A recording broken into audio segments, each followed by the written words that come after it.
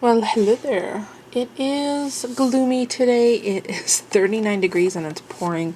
It's just one of those nasty days, which it's a balancing. It has to be a balance because between the beautiful days we have to have some yucky days too. The yin to the yang. There can't be one without the other. So Paula came home with this for me, which is so sweet because it's organic blue agave packets. I think he got it from a friend of his, and they're individual little.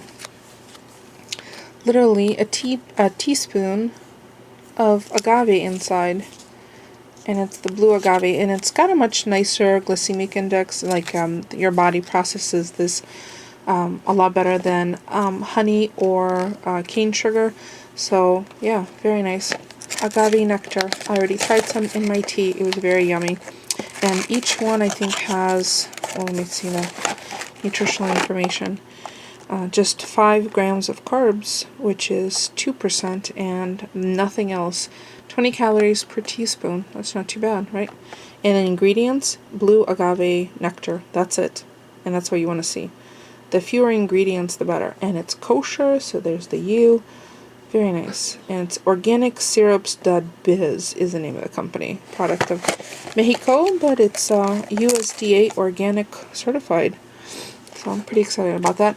So since it's cold and clammy, I'm going to be making leek and potato soup for dinner because it's Meatless Monday. Maybe some whole grain garlic croutons in the oven, and I might even throw in a little bit of corn after it's all cooked and pureed because sometimes you need to chew. And although I like soft, creamy soups like that, sometimes it's not enough. Like your brain is so accustomed to chewing, it's kind of like being on juice fast. So that might be a nice thing to have nice and warm tonight for dinner, and then maybe a little surprise of a dessert. We'll see. Polly's been asking for a pineapple upside down cake, so I might comply tonight. And then I have a video to do on what to do with all that washi, like miles and miles of washi. So that's what's on my to-do today. And I have to change the batteries in all 3 smoke detectors on each of the floors. So yeah, and I think I posted it somewhere. Where did I? No, I must not. It's not within reach. It's in my file effects. So I will catch up with you in the kitchen. So I'm going to start on the leek and potato soup, and I've cut off the ends, the dark greens, and I'm going to cut the ends off, cut them in half, and then cut them in half moons and throw them directly into my salad spinner because I'm going to put it to soak. So all that dirty stuff, which is how it grows, and it picks up the dirt along the way. You should have seen the amount that I just pulled out. I was going to give it some, look, see on the knife, I'm going to wipe that off. So it'll soak, I'll drain it, rinse it, drain it, spin it so it's dry, then saute it with some onions and garlic, and then peel the potatoes. So I have about a half a medium onion, but it's really small onions. I just cut them in half moons, and 2 medium potatoes, that's one. It's that was a larger one of the 2.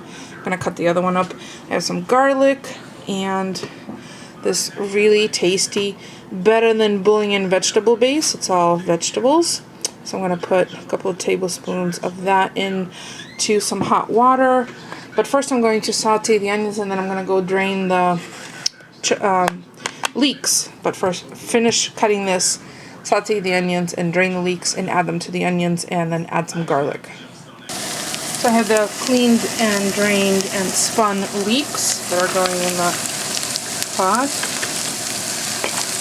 Saute that in, the dirty one. I don't want any sand in there. I think they look good. So I'm going to saute this, add garlic, probably a tablespoon of, or maybe a teaspoon and a half of no salt seasoning. And then add the potatoes, water, and a stock starter. Because I don't really need to top the garlic, I'm not going to. I just smashed it and it's going to go in because it's going to cook slowly with the potatoes and the leeks and the onions. And then everything is going to get pureed in the end before I add the corn. so it'll permeate everything. And I was going to put a herb bouquet, but since there's so many great ingredients in this veggie base that I don't think I need to. I'll taste it. The leeks and onions are just where I want them. They're not getting brown. There's no color to them, but they're getting a little transparent, so translucent. So I'm gonna go on to the next step. I'm gonna pull it off the heat for a minute so I can get the next step done. So this veggie base calls for 1 teaspoon per 8 ounces.